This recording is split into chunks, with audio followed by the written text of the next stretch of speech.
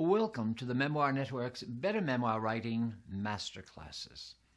In today's video, I present a story of an unfortunate writer who wasted some of her precious writing time. This memoir writer, who had spent 2 or 3 years writing her memoir, submitted her formatted manuscript to me for a final edit. But before I go into her story, I want to introduce myself. For those of you who do not know me, I am Denis Ledoux. I'm a writer, I'm a teacher, and the founder of the Memoir Network. I'm so pleased to have you join me today for this masterclass. This masterclass is brought to you by the Memoir Network's coaching services.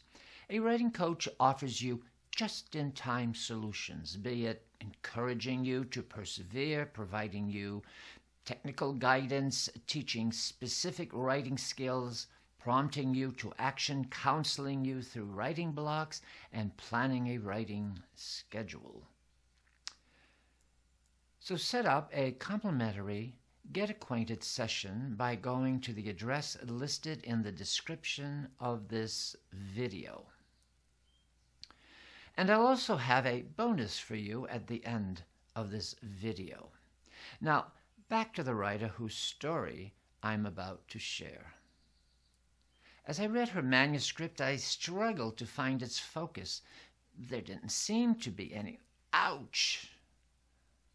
The manuscript was full of vague, meaningless, sentences that really didn't translate much meaning. She had lines such as, "The town I grew up in was in the middle of nowhere."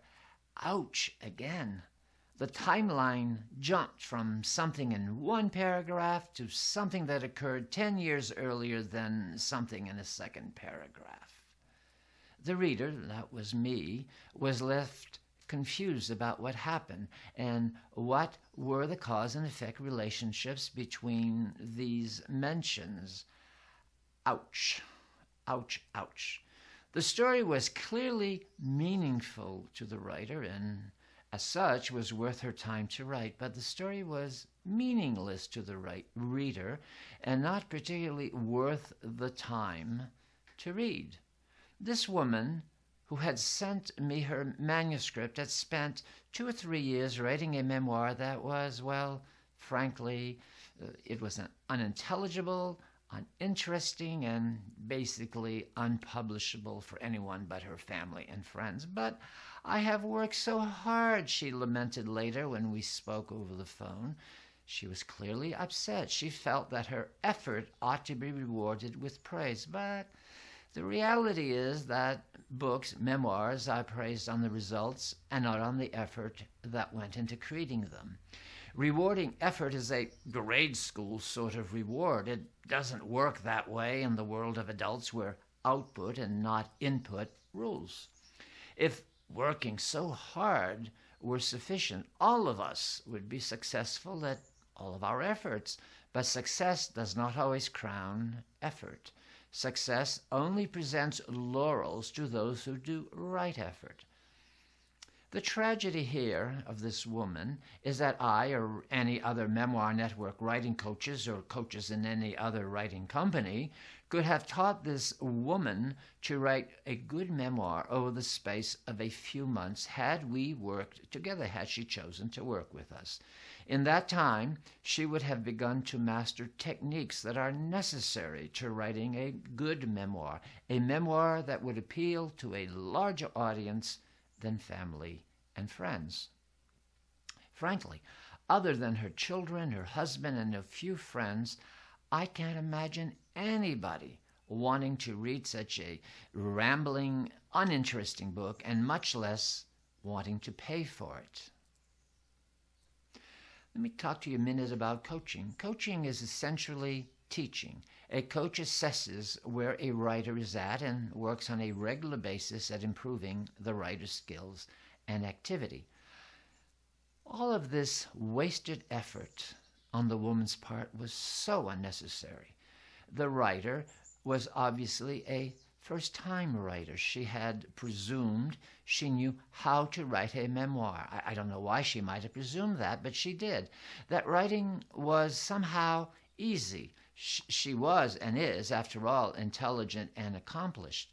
However, if personal qualities were sufficient criteria for succeeding at a task we have never done before, never undertaken, then most of us would be able to perform heart surgery. Of course, most of us understand that there needs to be some guidance, some formation, some apprenticeship before we can undertake heart surgery. Now, why isn't the same understood of help writing a memoir? There needs to be some type of apprenticeship to produce a quality memoir if you are not a writer. You can try on your own to get prepared until the cows come home, but without some guidance, you are not likely to be successful. Guidance can come from books, from programs, from coaching, from courses. If you were practicing golf, would it make sense to keep practicing a stroke before you learned if your technique was well executed? No. You would find someone early on to evaluate what you were doing before investing too heavily, too much into practice. It is important to maximize best practice over any faulty practice that you happen to be thinking of. If you would like to explore receiving help with any aspect of your memoir writing, we offer a 30-minute complimentary get-to-know-you coaching consultation. Oh, and before you go, here's the bonus I promised you, a link to our video explaining direct and indirect dialogue. It will help you to be more focused in using dialogue in your memoir writing. The time to start to work on your manuscript with an experienced writer is now. It is not time to keep practicing what might not be working for your memoir.